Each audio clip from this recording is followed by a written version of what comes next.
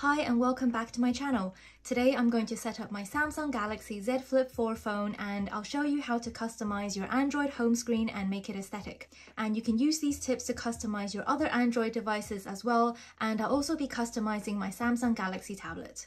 So I have been eyeing up the Samsung flip phones for quite some time, and when the Flip 4 came out I decided to get one. I don't own the previous versions of the Flip, but from what I've read, the Flip 4 has improvements to the processor, battery and camera, as well as a more customizable cover screen. I was really torn between two colors, the pink or the purple, and in the end I went for the purple just because it's a really nice lavender shade, and seeing it in person I definitely don't regret my choice. This is probably the cutest phone I've ever seen, and I love that it folds into this neat little square. The first thing I did to set up my new phone is to install my favorite apps. My channel is all about digital planning, and my favorite Android app is Penly, which I use on my Samsung tablet with the S Pen. I do most of my digital planning on the tablet just because I prefer the larger screen size and ability to handwrite, but I don't carry the tablet everywhere I go, so I like to be able to see my planner on the phone, which makes it really convenient if I need to refer to something like my schedule or my to-do list. Next, I'm going to customize the home screen, and first I'm going to change my wallpaper, and this is pretty straightforward. So I'm just going to go into my Files app and then browse to my downloads.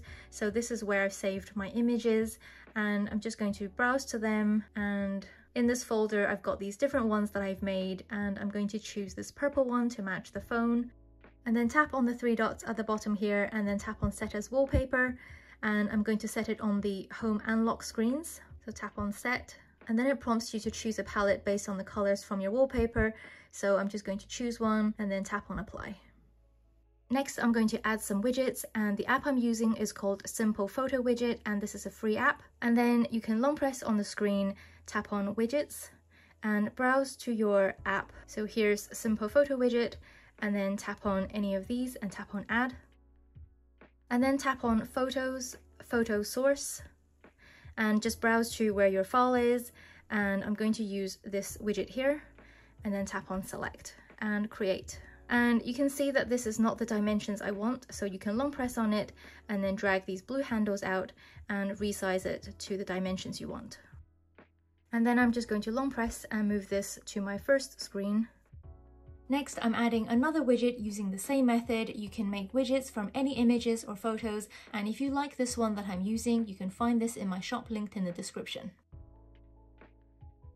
Next, I'm going to customize my app icons, and I'm going to be using the app called Shortcut Maker. So long press on the screen and then tap on Widgets, and then scroll down to Shortcut Maker app, and then tap on this and Add. And then choose apps at the top and choose your app from the list.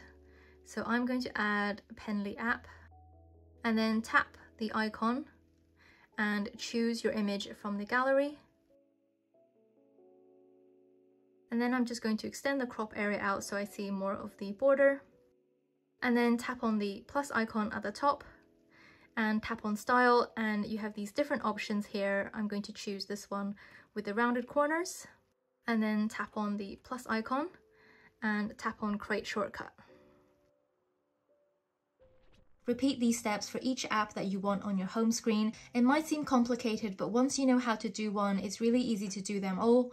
Once you're done, you can remove the original app icons from your home screen, but just make sure you don't uninstall Shortcut Maker app, because depending on what device you're using, this might completely remove all the custom icons that you just set up. Once you're done, these custom icons work exactly like the regular icons. On the second screen, I want to add a calendar widget, so I'm going to go to Widgets and tap on the calendar one, and I'm going to pick this one. And this one doesn't resize any larger or smaller, but you can go into settings, and here you have a white or a black background, and you can also make this transparent.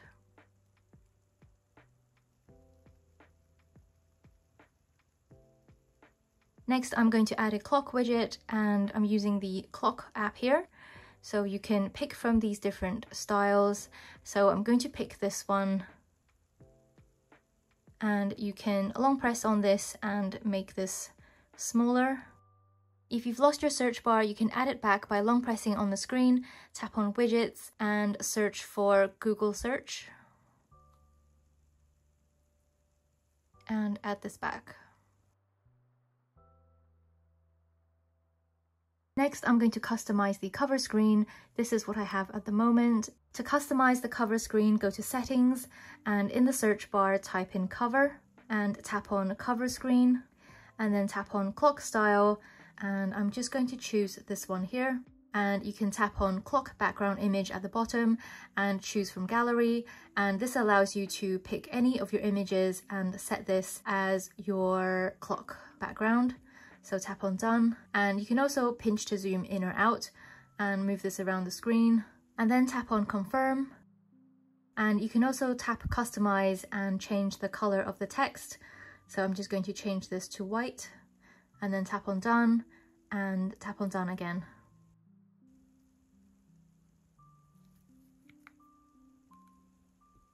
And here's the finished home screen and cover screen. I really like how it's turned out, and it was actually very straightforward to set up once I knew what I was doing. Next, I'm going to set up the home screen on my Samsung tablet as well, because I've had this for ages and I've never actually gotten around to customizing it. So first I changed the wallpaper, and this is the pink version of the one I have on my phone.